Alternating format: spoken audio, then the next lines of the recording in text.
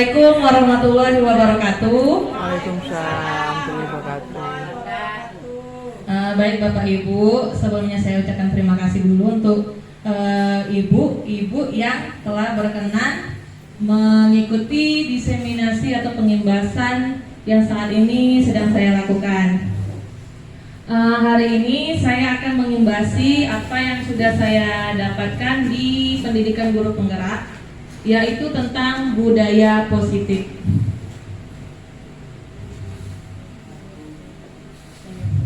Sebelumnya, apa itu budaya positif?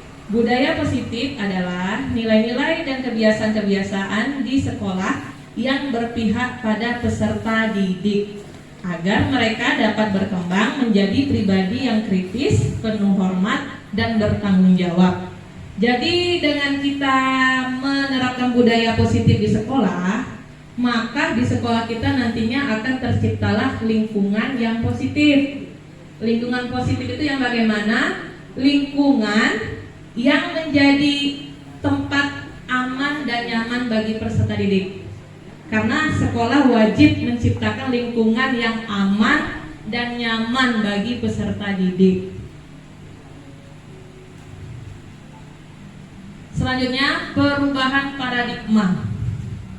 Untuk membangun budaya yang positif, sekolah perlu menyediakan lingkungan yang positif yang saya bilang tadi, yaitu aman dan nyaman agar murid-murid mampu berpikir, bertindak, dan mencipta dengan merdeka, mandiri, dan bertanggung jawab. Lazimnya, disiplin dikaitkan dengan kontrol dalam hal ini guru dalam menghadapi murid. Jadi nanti ada tentang hukum, apa beda hukuman, konstitusi. Nah, nanti kita akan dilihat sebenarnya yang selama ini kita lakukan itu apakah memberikan hukuman atau memberikan konsekuensi pada anak. Berikutnya, tujuan pendidikan menurut KHD. KHD ini Ki Hajar Dewantara maksudnya. Apa itu pendidikan? Menurut KHD, pendidikan adalah menuntun segala kodrat yang ada pada anak-anak agar dapat mencapai keselamatan dan kebahagiaan yang setinggi-tingginya, baik sebagai manusia maupun sebagai anggota masyarakat. Di sini yang perlu saya garis bawahi Bapak Ibu adalah kata-kata menuntun. Ya, jadi kita sebagai guru itu hendaknya menuntun anak, bukan menuntut. Jadi kita tidak bisa memaksakan kehendak kita kepada anak didik. Tugas kita itu menuntun tumbuh kembang potensi anak itu. Jadi kalau misalnya anak tidak bisa itu tidak mesti kita paksakan, karena kodrat mereka kan bawaan dari lahir gitu. Oleh sebab itu, pendidik hanya dapat menuntun tumbuh atau hidup kekuatan kodrat yang ada pada anak-anak agar dapat memperbaiki lakunya, bukan dasarnya. Karena dasarnya itu sudah bawaan dari lahir. Hidup dan tumbuh sesuai kodrat anak. Nih, perubahan paradigma teori kontrol. Ilusi guru mengontrol murid. Maksudnya ini kan kalau kita dulu berpikirnya kalau guru yang mengontrol murid. Kemudian kritik membuat orang merasa bersalah dapat menguatkan karakter. Itu pikiran kita. Selanjutnya, semua penguatan positif itu efektif dan bermanfaat. Selanjutnya, orang dewasa memiliki hak untuk memaksa. Itu pikiran kita, bahwa guru itu mengontrol murid, kemudian bahwa orang dewasa itu punya hak untuk memaksakan kehendaknya pada anak. Padahal tadi sudah dibilang anak itu punya kodratnya masing-masing. Tugas kita hanyalah sebagai menuntun tumbuh kembang atau menumbuh kembangkan potensi yang ada pada diri anak-anak kita. Ini perubahannya tadi. Kalau stimulus respon itu kita mencoba mengubah orang agar berpandangan sama dengan kita. Kita mencoba mengubah orang agar berpandangan sama dengan kita. Kalau menurut teori kontrol yang seharusnya kita lakukan, Itu kita berusaha memahami pandangan orang lain tentang dunia.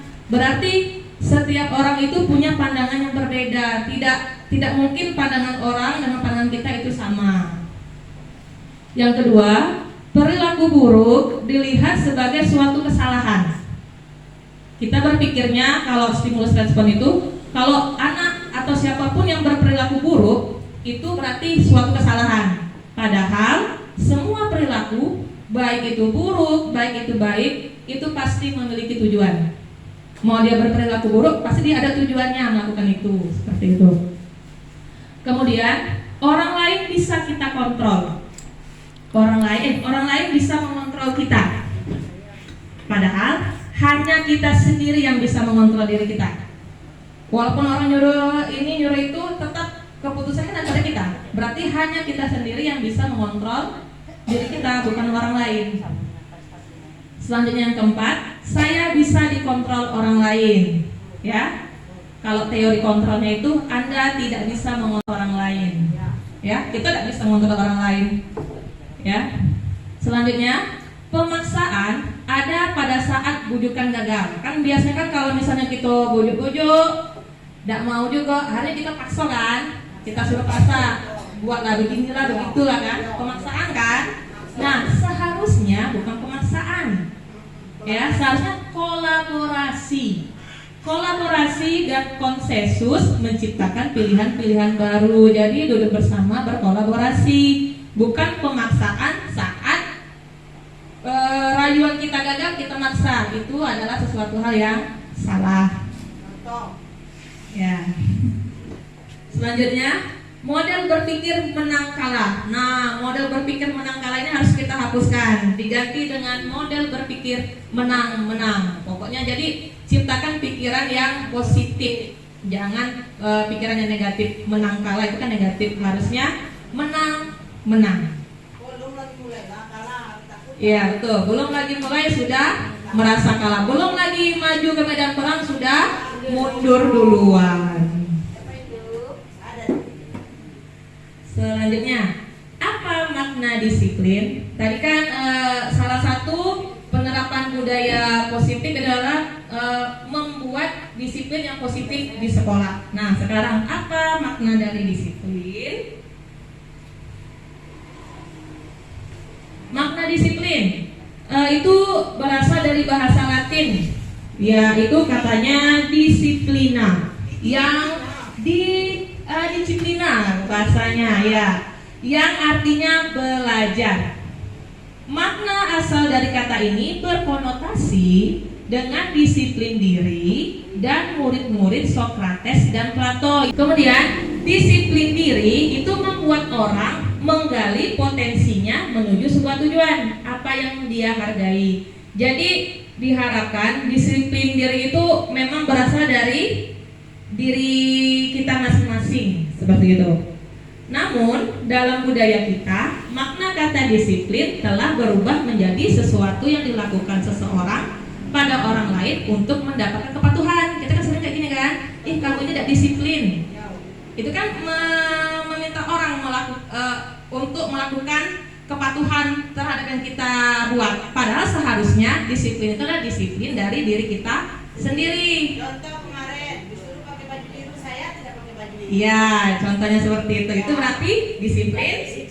Disiplin dirinya, disiplinnya. Pertanyaan itu. Tepuk tangan dulu untuk ibu. Ya, Selanjutnya, ini tadi Anda tidak bisa mengontrol orang lain. Hanya Anda yang bisa mengontrol diri Anda sendiri. Ya kan? Kita misalnya gini enggak? Kalau misalnya kita punya sesuatu nih, orang minta, kalau kita memang tidak mau, kita tidak mau ngasih kan? Iya kan? Berarti hanya kita yang bisa mengontrol diri kita sendiri, bukan orang lain. Ya. Contoh, ada yang mau minta ini, saya sendiri tidak mau memberi. Tidak mau kan? Tidak mau ngasih. Berarti ibu punya kontrol ibu sendiri. Iya. Walaupun nanti dirayu-rayu ibu tidak mau ngasih kan? Iya, karena ibu punya, ibu sendiri yang mengontrol diri ibu. Orang lain tidak bisa mengontrol. Iya. Berarti ibu percaya diri. Iya. Nah, itu yang ada Bu. Ibu Bute, Harus yang seperti itu memang harus dilaksanakan. Ya. Iya. Selanjutnya, disiplin adalah kemampuan memerintah diri. Ingat, memerintah diri dalam mengontrol dan menguasai diri untuk memilih tindakan yang mengacu pada nilai-nilai yang kita hargai dengan penuh tanggung jawab tanpa terperintah orang lain. Jadi kalau disiplin itulah dari diri kita sendiri, kita akan jadi orang yang lebih bertanggung jawab tanpa diperintah pun kita. Iya, karena kita punya rasa tanggung jawab tadi. Nah, itu yang baru namanya disiplin. Bukan dari peraturan kita laksanakan. Itu sebenarnya disiplin, bukan, itu berarti kita dikontrol sama orang. Seharusnya itu berasal dari diri kita sendiri. Iya, ada rasa tanggung jawabnya kalau yang dikontrol orang. Tapi kalau dari diri kita sendiri, kita akan punya rasa tanggung jawab. Nilai-nilai kebajikan adalah sifat-sifat positif manusia yang merupakan tujuan mulia yang ingin dicapai setiap individu. Nah, jadi tujuan dari disiplin diri itu adalah menumbuhkan nilai-nilai kebajikan yang sebenarnya sudah ada pada diri kita sendiri, yang tujuannya untuk untuk mencapai kegiatan yang mulia yang ada pada setiap individu. Nilai-nilai kebajikan yang bagaimana? Ini nilai-nilai kebajikan yang ingin dicapai oleh setiap anak Indonesia itu kita kenal dengan profil pelajar Pancasila. Ada 6 nilai kebajikan. Apa saja? Yang pertama, beriman dan bertakwa pada Tuhan yang Maha Esa dan berakhlak mulia. Jadi diharapkan dengan menerapkan disiplin diri, ada nilai-nilai kebajikan yang tercapai pada diri anak. Sebenarnya bukan hanya pada diri anak, diri kita pun juga. Ya, kemudian berkebinekaan global. Selanjutnya nilai kebajikan gotong royong, nilai kebajikan mandiri, menjadi kreatif dan bernalar etis. Berikutnya, teori motivasi perilaku manusia. Nah, setiap tindakan kita kan pasti ada yang memotivasi kita kan, yang mendorong kita untuk melakukannya. Nih, misal, untuk menghindari ketidaknyamanan atau hukuman, apa yang akan terjadi apabila saya tidak melakukannya? Itu termasuk ke dalam motivasi eksternal. Misal gini, kita melakukan sesuatu itu supaya kita terhindar dari hukuman, misal, berarti itu yang memotivasi bukan dari dalam, tapi dari luar. Karena apa? Karena kita takut. Nah, misalnya begitu, ya karena disuruh orang, kita takut dihukum. Ya, berarti motivasi yang itu berasalnya dari luar, bukan dari dalam diri kita. Yang kedua, untuk mendapatkan imbalan dari orang lain, ya. Itu berarti juga motivasi dari luar, karena kita mengharapkan sesuatu. Contohnya misalnya kita melakukan ini supaya kita dapat pujian, supaya kita dapat hadiah. Berarti bukan atas kemauan kita melakukan itu, karena kita ingin dapat pujian. Nah, berarti motivasi dari luar. Nah, yang ketiga ini yang seharusnya kita lakukan untuk apa? Untuk menghargai diri sendiri. Saya akan menjadi orang yang seperti apa apabila saya melakukannya. Itu barulah motivasi dari diri kita sendiri. Nah, inilah tujuan dari disiplin positif. Untuk apa? Untuk bisa menghargai diri kita sendiri, bukan karena takut, bukan karena mengharapkan sesuatu. Kemudian ada 5 kebutuhan dasar manusia. Ini kebutuhan kita sebagai guru juga, kebutuhan anak-anak juga, dan pokoknya kebutuhan manusia. Apa kebutuhan manusia? Itu yang pertama, bertahan hidup. Apa saja kebutuhan bertahan hidup? Yaitu untuk mendapatkan sandang, pangan, papan. Ya, jadi kayak mendapatkan tempat tinggal, mendapatkan untuk makan, untuk apa lagi namanya, pakaian. Itu adalah kebutuhan dasar kita, yaitu kebutuhan untuk bertahan hidup. Yang kedua, kebutuhan dasar kita yaitu cinta dan kasih sayang. Apa itu kebutuhan cinta dan kasih sayang? Yaitu kebutuhan untuk mendapatkan perhatian dan kasih sayang. I love you. Nah, jadi kalau kita butuh perhatian, itu memang kebutuhan dasar kita. Kalau misalnya kita tidak mendapat perhatian, berarti kebutuhan dasar cinta dan kasih sayang kita tidak terpenuhi. Padahal seharusnya kelima kebutuhan dasar itu harus kita dapatkan. Kalau kita misalnya mengharapkan perhatian nih, berarti kebutuhan dasar cinta dan kasih sayang kita yang tidak terpenuhi. Ya, yang ketiga kebebasan. Kebebasan itu apa? Kebutuhan untuk menentukan pilihan. Artinya kita punya pilihan. Memang kodratnya itu dia Anak berbahasa ya. kebutuhan dia tuh untuk bermain kesenangan. Saya juga ibu. Iya, kita itu juga. Iya, kita sebagai guru kan juga punya kebutuhan dasar kesenangan. Yang terakhir kebutuhan dasar manusianya apa? Yaitu penguasaan. Apa itu penguasaan? Kebutuhan untuk mendapatkan pujian. Jadi mendapatkan pujian, diakui itu juga suatu kebutuhan. Contohnya anak dia dapat nilai 100 kita puji, dia akan merasa senang. Ya. Berarti kebutuhan dasar dia tentang penguasaan sudah terpenuhi. Seperti itu. Dapat pujian, diakui sama gurunya, kita pun juga diakui. Berarti kebutuhan dasar kita terpenuhi. Selanjutnya, realita kebutuhan setiap orang berbeda-beda, ya kan? Berbeda-beda. Masing-masing kita pasti punya kebutuhan yang berbeda-beda. Kita berusaha memahami pandangan orang lain tentang dunia. Setiap orang memiliki gambaran yang berbeda. Setiap orang pasti tidak ada yang sama pandangannya. Berikutnya ini 5 posisi kontrol guru. Jangan saya sebut ya Bu. Nanti ya. Nanti silakan Bapak Ibu coba identifikasi sendiri. Bapak Ibu termasuk ke posisi kontrol guru yang mana? Apakah sebagai penghukum, pembuat merasa bersalah, teman, pemantau, atau manajer? Ya, jadi posisi kontrol guru itu ada 5. Yang pertama penghukum, yang kedua pembuat merasa bersalah, yang ketiga itu sebagai teman, yang keempat sebagai pemantau, dan yang kelima sebagai manajer. Nah, di antara 5 posisi kontrol guru ini, itu idealnya guru berada di posisi kontrol yang mana? Sebelumnya, saya tanya. Teman. Ada yang lain? Manajer, ada yang lain? Kira-kira seidealnya tuh kita berada di posisi kontrol guru yang mana? Saya teman dan manajer. Teman dan manajer. Pemantau. Nah, idealnya, ya, idealnya kita sebagai guru, ini bukan cuma guru, Bu. Ini bisa juga digunakan untuk orang tua ke anak. Ya. Idealnya kita berada di posisi manajer. Jadi penghukum itu ada kelemahannya, pembuat merasa bersalah ada kelemahannya, teman ada kelemahannya, pemantau pun ada kelemahannya. Nah, kalau manajer itu posisi kontrol yang paling ideal. Dilihat dari mana? Paling atas. Ya. Ini manajer ya. Nih, tadi saya bilang boleh Ibu identifikasi sendiri kira-kira Ibu berada di posisi kontrol yang mana?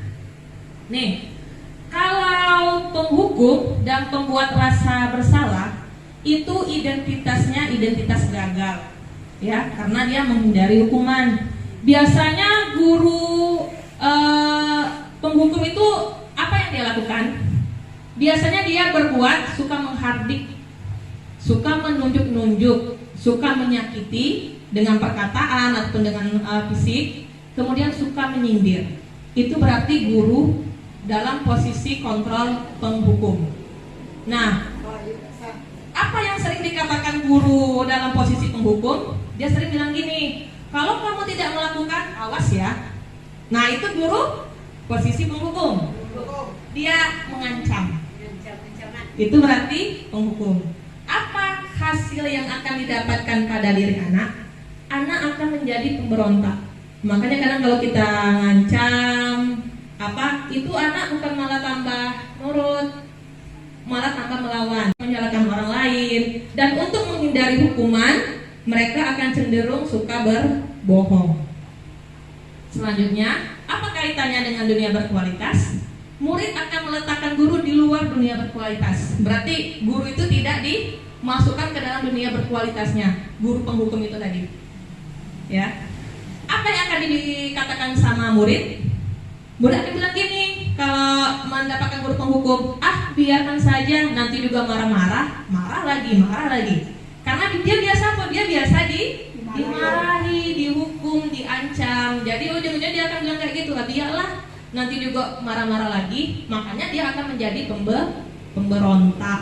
Nah, dampaknya pada murid apa? Dia akan mengulang kembali kesalahan.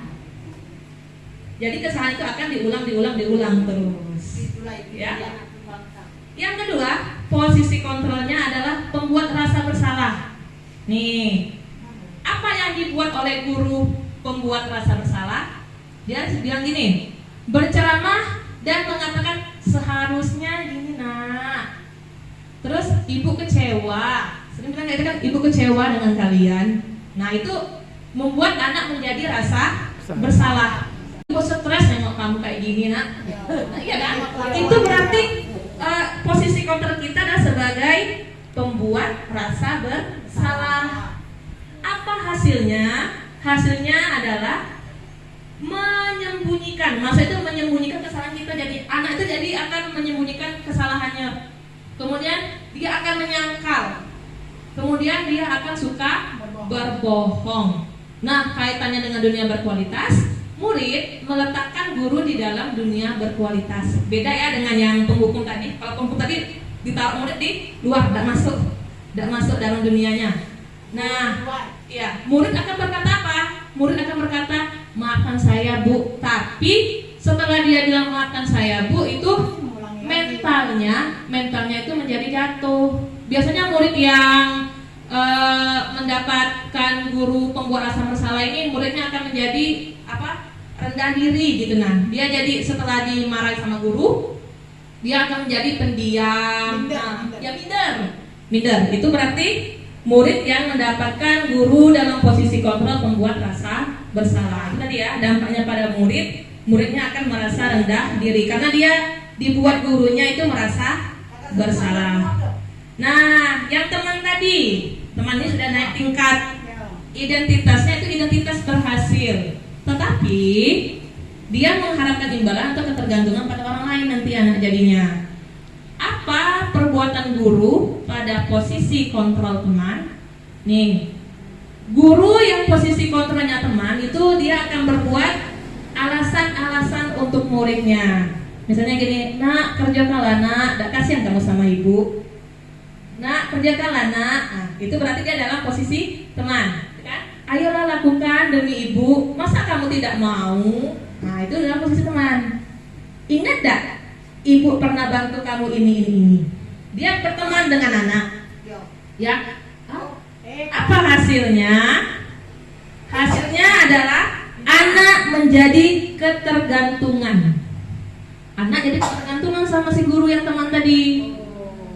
Jadi kalau misalnya gurunya ada guru pengganti, dia tidak mau. Terus biasanya dengan gurunya tenang, kalau ada guru pengganti itu bisa jadi ribut karena dia ketergantungan dengan gurunya.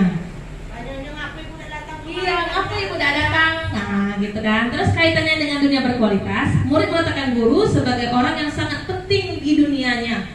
Sangat penting guru, tapi menyebabkan dia menjadi ketergantungan. Murid berkata gini, saya pikir bapak ibu teman saya, ternyata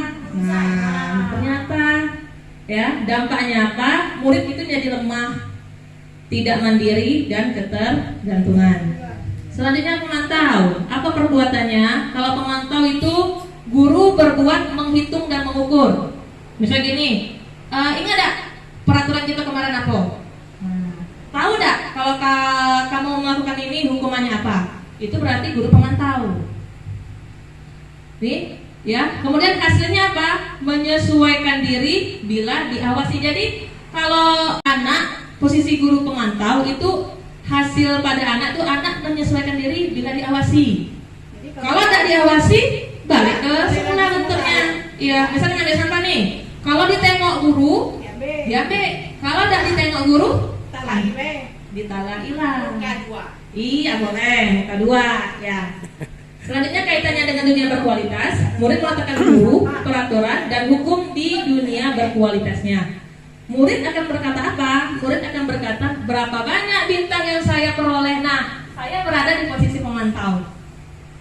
Berapa banyak bintang yang saya peroleh? Berapa halaman yang harus saya tulis? Karena kalau saya biasanya tuh di kelas ngasih reward, misalnya kalau anak dapat 100 Bulan. kasih ini. Bintang. Itu berarti rupanya sebagai pemantau. Nah, seharusnya itu tidak boleh dilakukan. Jadi Salah berubah saya jadi Salah tadi. Iya, tidak boleh. Rupanya tidak boleh.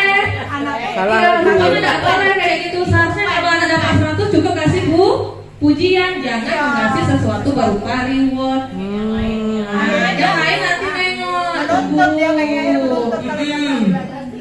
Ya, apa dampaknya pada murid? Menitik beratkan sanksi atau hadiah untuk dirinya. Jadi dia mengharapkan sesuatu. Gitu. Kalau kita berikan reward itu dia berusaha untuk yang terbaik. Berusaha, iya benar. Tapi motivasinya itu motivasi apa? Motivasi untuk dapatkan itu bukan dari dia. Aku dapat 100 karena supaya aku berarti aku bisa, bukan. Kejarannya apa? Supaya aku dapat Iya. bintang. Iya. Nah, itu kejarannya. Salah kayak gini. Biasa tuh yang sering dilakukan Berarti TK. Iya, pasti ada juga di SD. Kayaknya sering. Iya, itu Iya, berarti berada salah. di posisi Pemantau. Tapi masih mending pemantau daripada penghukum atau pembuat rasa Salah. bersalah. Kalau itu identitasnya gagal. Nah, yang bagusnya apa? Yang bagusnya adalah manajer. Dia punya manajer lah kita. Apa itu manajer? Guru berbuat dengan cara mengajukan pertanyaan-pertanyaan. Jadi diskusi. Ya, diskusi dengan anak. Kemudian guru berkata apa? Apa yang kita yakini? Makanya nanti ada tentang membuat keyakinan kelas. Apa yang bisa kamu kerjakan untuk memperbaiki masalah ini? Nah, itu seharusnya yang dilakukan oleh guru. Hasilnya apa? Akan menguatkan pribadi dari diri anak. Kaitannya dengan dunia berkualitas apa? Murid meletakkan dirinya sebagai individu yang positif dalam dunia berkualitas. Apa yang akan dikatakan murid? Bagaimana caranya saya bisa memperbaiki keadaan? Dia menanyakan diri dia. Ya. Apa dampaknya pada murid? Murid akan mengevaluasi bagaimana cara dia memperbaiki diri. Jadi murid sendiri yang mengevaluasi atau mencari solusi untuk permasalahannya. Itu adalah posisi guru dan manajer. Ya. Berikutnya, nih keyakinan kelas. Jadi apa itu keyakinan kelas? Keyakinan kelas adalah nilai-nilai kebajikan atau prinsip-prinsip universal yang disepakati bersama secara universal lepas dari latar belakang suku. Jadi tidak melihat suku, tidak melihat negara, dan tidak melihat bangsa, bahasa ataupun agama. Menurut dosen, suatu keyakinan akan lebih memotivasi seseorang dari dalam, ya. Seseorang akan lebih bersemangat untuk menjalankan keyakinannya daripada hanya sekedar mengikuti serangkaian peraturan. Jadi tadi semua perilaku itu memiliki tujuan. Nih, pembentukan keyakinan kelas. Jadi diharapkan Bapak Ibu mungkin di kelas kan kita kalau mau menjadi guru dengan posisi manajer, kita itu di kelas membuat keyakinan kelas. Nah, apa itu keyakinan kelas? Bersifat abstrak daripada peraturan yang lebih rinci dan konkret. Keyakinan kelas berupa pernyataan-pernyataan yang universal. Pernyataan keyakinan kelas senantiasa dibuat dalam bentuk kalimat positif. Jadi tidak ada kata dilarang main-main, bukan kayak gitu bahasanya kalau keyakinan kelas. Keyakinan kelas itu kalau kita sekarang bilang itu peraturan kelas. Nah, jangan menggunakan kata tidak. Misalnya gini, apa misalnya? Tidak membuat keributan. Berarti tidak berarti itu termasuk nilai kebajikannya apa? Disiplin, enggak? Berarti bikinnya keyakinan kelasnya itu disiplin di dalam kelas. Itu kalimat positif. Kalau pakai kata tidak, dilarang, jangan, itu kalimatnya kalimat negatif namanya. Kita bilang karena pernyataan. Disiplin, iya, pernyataan.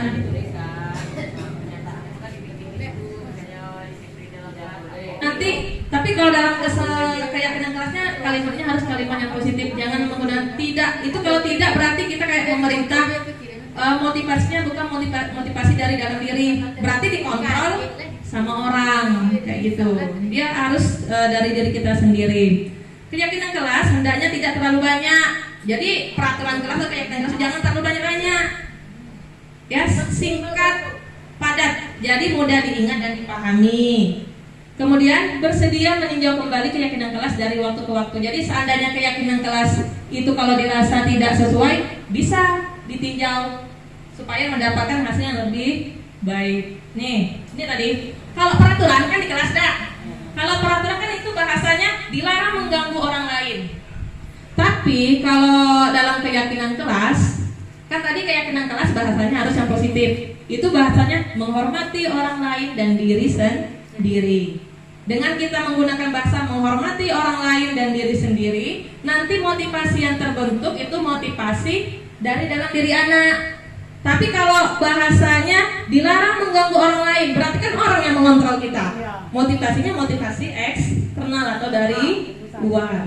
Contohnya lagi, selalu kembalikan buku ke tempatnya. Kalau mengembalikan buku ke tempatnya, berarti nilai kebajikannya itu adalah tanggung jawab. Banyak tuh cakupan tanggung jawabnya, bukan hanya mengembalikan buku pada tempatnya. Kemudian ini, bergantian atau menunggu giliran. Itu kalau bahasa keyakinan kelas itu menghormati orang lain dan kesabaran. Iya, budaya antri. Boleh. Budaya antri, boleh. Antri, boleh. Antrian ngambil nasi. Selanjutnya, jangan berlari di kelas atau boleh kan sering kita bilang enggak? Jangan berlari di kelas. Itu peraturan. Kalau bahasa peraturan, berarti kan kita memerintah jadinya kita yang mengontrol anak. Seharusnya kan enggak. Seharusnya dalam diri anak. Apa bahasa keyakinan kelas? Seharusnya keselamatan dan keamanan. Jadi nanti berarti keselamatan itu yang bagaimana? Oh iya, di kelas itu jalan saja. Lari. Berarti itu sendirian. Anak tuh bisa kalau kita bilang keselamatan, keamanan, nggak ngerti. Kita terangkan keselamatan yang kayak mana, nak? Keselamatan itu kamu di kelas itu gunanya untuk belajar. Kamu istirahat itu untuk makan dan minum. Ya kan? Kan kita istirahat sebenarnya bahasanya tuh bukan keluar main. Iya, rehat. Kalau keluar main itu ya wajar lah keluar main. Bahasanya itu istirahat. Iya. Istirahat. Iya, Istirahat. Tidak salah anak keluar main. Main aja. Ini tadi dari keyakinan kelas tadi akan menghasilkan kesepakatan kelas. Nah, ini sudah saya terapkan Bu di kelas, bikin kesepakatan kelas. Jadi memang mudah. Jadi ketika anak tuh kan mulai ribut, saya cuma bilang gini, nak, ingat tak kesepakatan kelas kita tadi apa? Oh iya Bu, tidak boleh ribut. Dah, diam. Berarti sama dengan tata tertib kelas. Iya. Cuma kalau tata tertib bahasanya kan bahasa negatif, dilarang ribut, nah, kan kayak gitu. Iya. Kalau ini kesepakatan kelas ini bahasanya bahasa yang positif. Nah, ingat dah kesepakatan kelas kita kemarin apa? Oh iya Bu, menghormati orang kalau sedang menerangkan. Gitu. Selanjutnya, ini segitiga restitusi. Nah, segitiga restitusi ini biasa digunakan saat guru menyelesaikan masalah di kelas. Boleh memakai segitiga restitusi. Apa itu? Yaitu proses menciptakan kondisi bagi murid untuk memperbaiki kesalahan mereka sehingga mereka bisa kembali pada kelompok mereka dengan karakter yang lebih kuat. Melalui restitusi guru dapat membantu murid menjadi lebih memiliki tujuan, disiplin, serta memulihkan dirinya setelah berbuat kesalahan. Jadi dalam segitiga restitusi ini kita akan beranggapan bahwa apa yang dilakukan murid itu sebenarnya adalah hal yang wajar, tapi nanti ada penguatannya. Kemudian membantu murid untuk jujur pada diri sendiri dan mengevaluasi dampak dari kesalahan yang dilakukan. Yang ketiga, memberikan penawaran bukan paksaan. Jadi murid sendiri nanti yang memberikan solusi dari permasalahan dia. Misal gini, murid berkelahi, kita menggunakan pendekatan segitiga restitusi. Nah, kalau biasanya kita lakukan kalau murid berkelahi, kita marah-marah dah, kita hukum, ngapa kok kayak gini nih? Tahu? Nah, hukumannya nanti kamu begini ya, kan seperti itu. Kalau segitiga restitusi itu tidak. Kita nanya ke anak, jadi nak, tadi keyakinan kelas apa yang sudah kamu langgar? Ini Bu. Nah, kalau kayak gitu, menurut kamu penting nggak keyakinan kelas itu? Penting Bu. Kalau penting, apa yang akan kamu lakukan untuk menyelesaikan masalah ini? Oh Bu, kami minta maaf. Nah, berarti kan sebenarnya ini ada sebagian yang sudah kita lakukan. Kita sering kayak gitu dah. Nah, kalau kamu kayak gini, jadi apa yang akan kamu lakukan untuk kawan kamu? Oh, kami mau minta maaf. Seperti itu. Jadi anak itu menawarkan sendiri solusinya. Ini tahapan-tahapan dari segitiga restitusi, yaitu menstabilkan identitas, kemudian validasi tindakan yang salah, dan ketiga menanyakan keyakinan kelas. Apa-apa saja menstabilkan identitas? Menstabilkan identitas itu berbuat salah itu tidak apa-apa. Kita semua kan pasti berbuat salah, ada kan yang benar kan? Jadi berbuat salah itu tidak apa-apa. Ditanamkan berbuat salah itu tidak apa-apa. Tidak ada manusia yang sempurna. Saya juga pernah melakukan kesalahan seperti itu. Itu biasanya dilakukan oleh guru ketika melakukan tahap menstabilkan identitas. Kamu berhak merasa begitu. Misalkan anak tuh marah karena kawannya ganggu. Berarti kan itu kan bukan murni dari kesalahan si anak itu kan? Kenapa? Karena kawannya ganggu. Berarti kamu berhak merasa marah. Kenapa? Karena kawannya mengganggu. Bapak Ibu tidak tertarik mencari siapa yang salah, tetapi Bapak Ibu ingin mencari solusi dari permasalahan ini. Nah, kalau validasi tindakan yang salah, itu apa kegiatannya? Kamu pasti punya alasan mengapa melakukan hal itu. Di saat kita menyelesaikan permasalahan anak, kita ada bilang, kamu pasti punya alasan mengapa melakukan hal itu. Ada tak? Ya. Pernah kan? Kadang-kadang, kenapa nak kamu bikin kayak gitu? Berarti kita secara tidak langsung sudah melakukan validasi tindakan yang salah. Kita memvalidasi. Iya, mencari alasan. Kenapa nak kamu tadi berlaku? Oh, kami Bu, gara-gara dia ini Bu. Berarti kita sudah memvalidasi tindakan yang salah dalam diri anak itu. Ya? Apa? Padahal kamu bisa melakukan yang lebih buruk dari ini. Yang ketiga, menanyakan keyakinan. Nah, ini yang puncaknya. Ya. Apa? Sering kita tanyakan kepada anak, apa nilai-nilai umum yang telah kita sepakati? Pernah enggak? Kalau saya jujur, sebelum tahu tentang segitiga restitusi, kalau menyelesaikan masalah saya tidak pernah menanyakan keyakinan anak. Tapi setelah tahu ini, kita tanya, apa nak nilai yang sudah kita sepakati tadi kemarin? Kan maksudnya tuh kamu kan sudah tahu keyakinan kelas kita ini. Nah, apa yang sudah kamu langgar? Nah, itu berarti sudah masuk ke tahapan menanyakan keyakinan. Dengan begini, nanti anak akan menyebutkan, oh ini Bu, harus saling menghormati antar sesama teman. Iya, saling menghormati antar sesama teman. Kalau begitu, apa yang harus kamu lakukan untuk menyelesaikan masalah ini? Kan kayak gitu pertanyaan ke anak. Kami minta maaf Bu, terus kami tidak akan ulangi lagi. Jadi solusinya itu dari diri anak, bukan guru yang ngasih tahu, nak kalau lagi minta maaf ya. Bukan, anak sendiri yang menyebutkan, Bu, kami nanti minta maaf.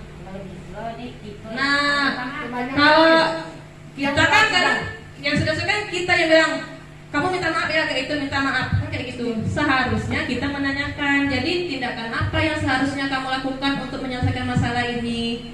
Jadi anak itu akan berpikir, oh iya Bu, saya akan minta maaf. Jadi muncul solusinya itu dari diri anak itu, bukan dari orang lain. Dan yang seperti itu bisa digunakan oleh orang tua untuk anaknya di rumah. Boleh? Ya. Oke. Saya rasa cukup sampai di sini pengimbasan dari materi budaya positif. Semoga bisa sedikit atau banyaknya bisa kita lakukan di sekolah kita ataupun diterapkan di kelas kita masing-masing. Terima kasih Bapak Ibu. Saya akhiri dengan wabillahi taufiq wal hidayah. Wassalamualaikum warahmatullahi wabarakatuh. Assalamualaikum warahmatullahi wabarakatuh. Nama saya Ibu Dasniati. Saya mengajar di SD 120 kelas 1B. Ibu Lisa, perasaan saya sangat bersemangat karena mendapatkan ilmu baru tentang budaya positif di sekolah kita. Target saya selanjutnya, saya akan lebih bersemangat lagi mengajar di kelas 1B. Terima kasih. Assalamualaikum warahmatullahi wabarakatuh. Assalamualaikum warahmatullahi wabarakatuh. Nama saya Haryati. Saya mengajar di kelas 4C SD 120. Di sini saya akan mengungkapkan perasaan saya setelah mengikuti kegiatan Ibu Lisa. Perasaan saya di sini yaitu saya sangat bersemangat sekali karena dengan mendapatkan ilmu tentang budaya positif di sekolah. Target saya untuk kedepannya yaitu akan saya terapkan di kelas saya sendiri tentang budaya positif tersebut. Terima kasih. Wassalamualaikum warahmatullahi wabarakatuh.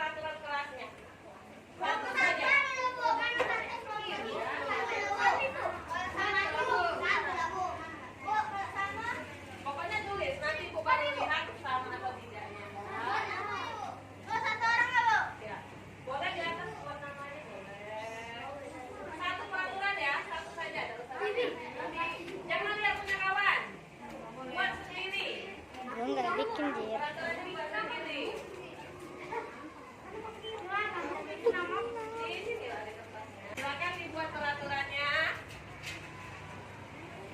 Nanti siapa yang sudah selesai silakan tempel di sini. Tempel? Iya, tempel. Boleh di bawahnya, enggak apa-apa. Boleh.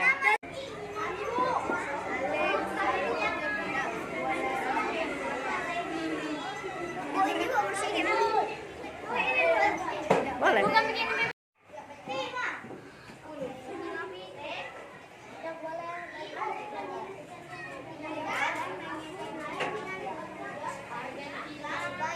Ya.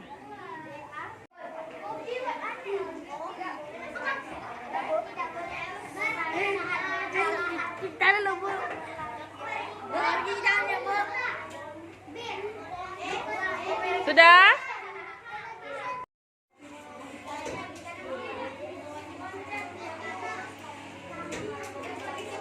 Nah, sekarang coba anak-anak ibu perhatikan. Ya.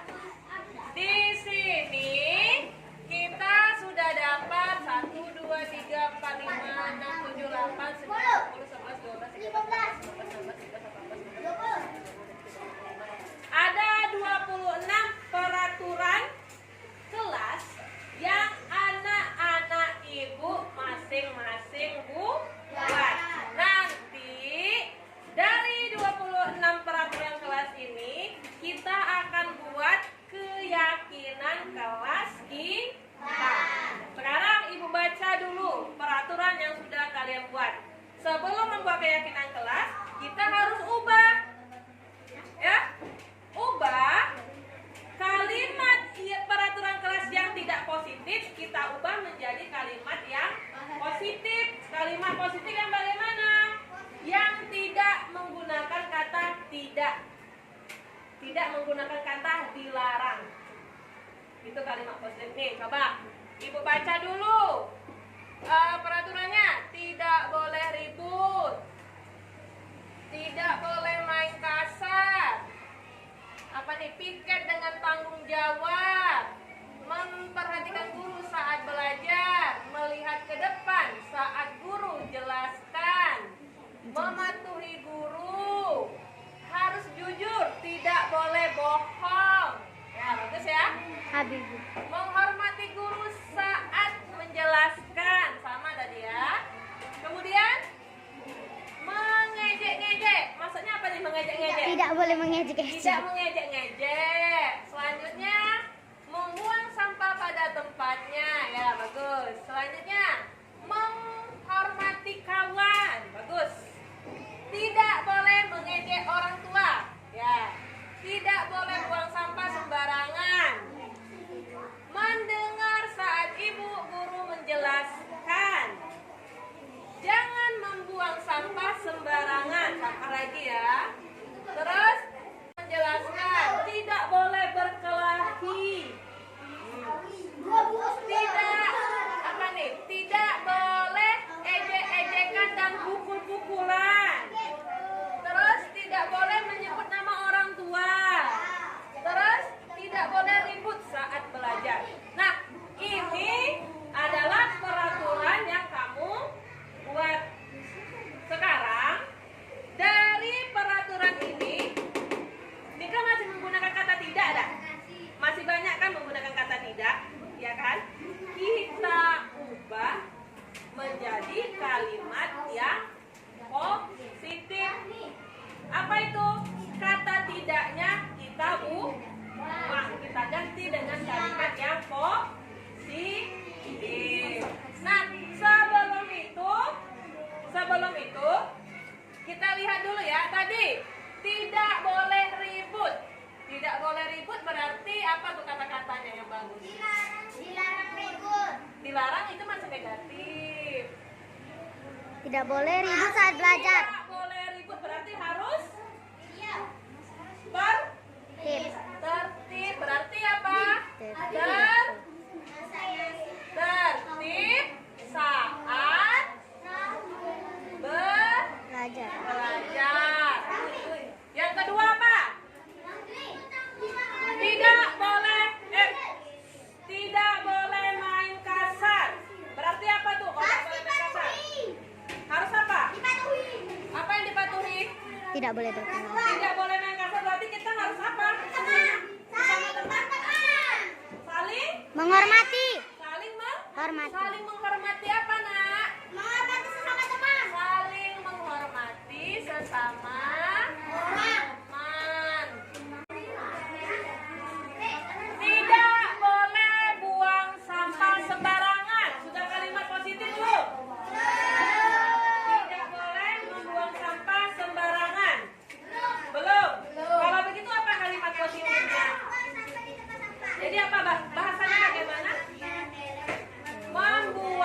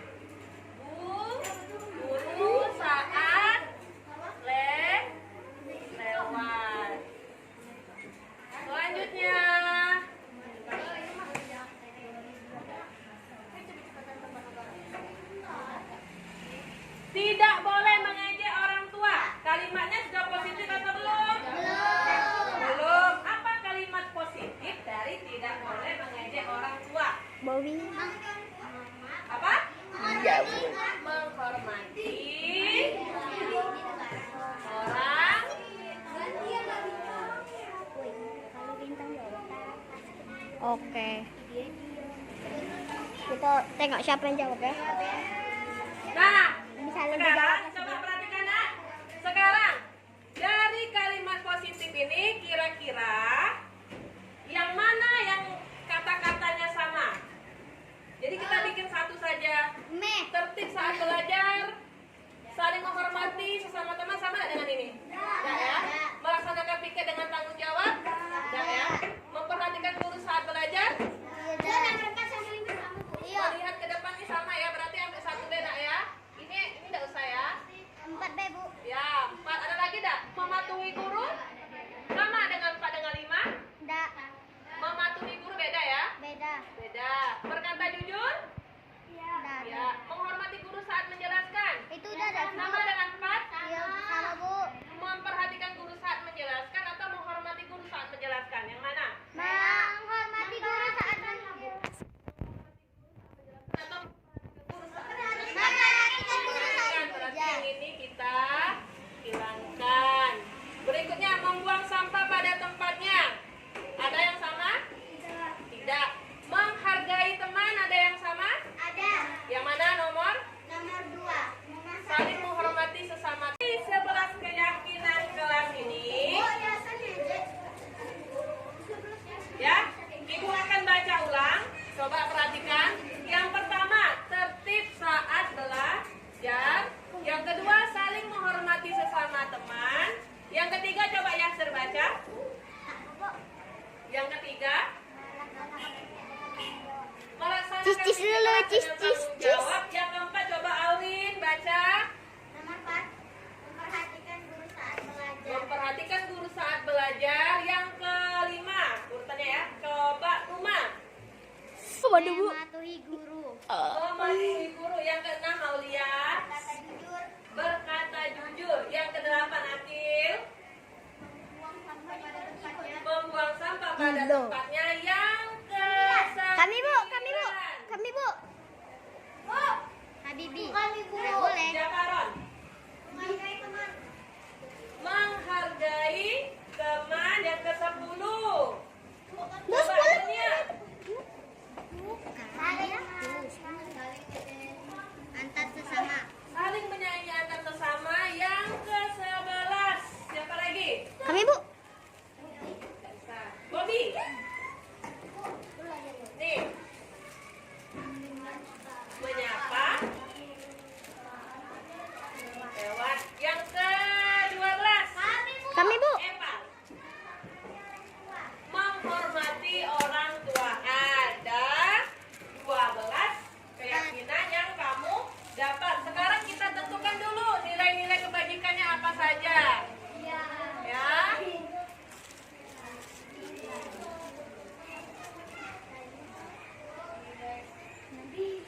Nih, kalau tertib saat belajar berarti nilai kebajikan apa yang harus kamu miliki? Tertib. Berarti harus apa? Harus tertib. Kalau saling menghormati sesama teman, nilai kebajikan apa yang harus kamu miliki? Saling menghormati.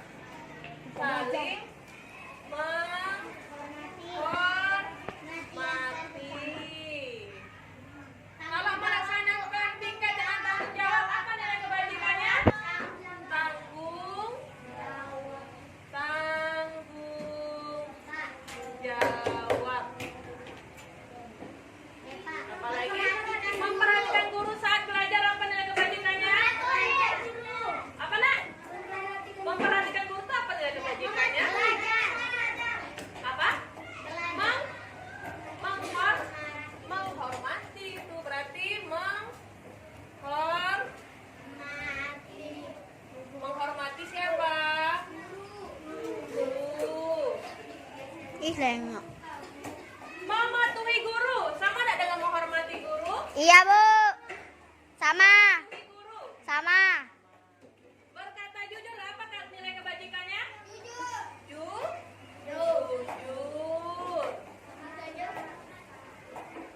Membuang sampah pada tempatnya apa? Buang sampah. Apa nilai kebajikannya? Kewajiban. Menjaga apa? Menjaga Kebersihan.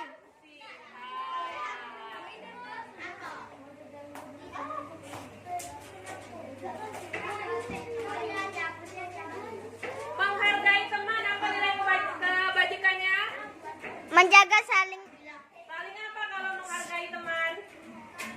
saling menghormati. Saling menghormati antar teman.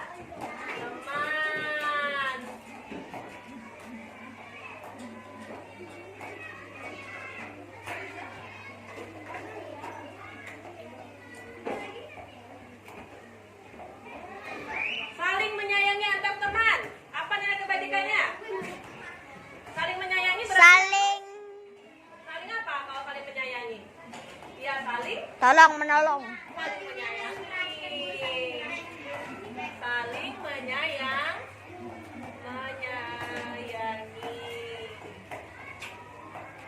Kalau menyapa guru saat lewat, apa nilai kebajikannya?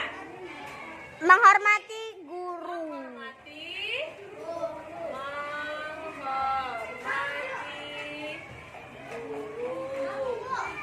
Menghormati guru, Bu.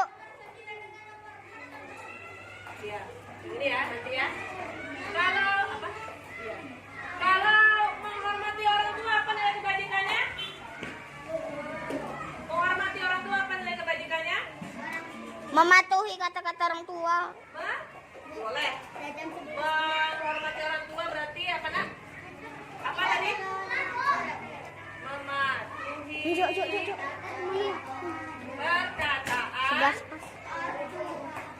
perkataan 11 pas. Jam 11. Jam 11, Duri. Nah, sekarang coba perhatikan. Inilah keyakinan kelas. Ya, inilah keyakinan kelas yang sudah kamu buat. Seharusnya karena kalian yang membuat, 11.01. maka kalian harus apa? Mematuhinya. Harus mematuhinya. Nah, dari 11 keyakinan kelas ini, sudah tahu kalian perilaku-perilaku apa saja yang harus kamu lakukan untuk mewujudkan keyakinan ini? Sekarang, tertib saat belajar. Apa-apa saja tertib saat belajar itu? Duduk yang rapi, apa lagi? Mendengarkan guru sambil mempersiapkan buku. Kalau belajar dengan tertib bagaimana? Mengerjakan tugas dengan tepat waktu.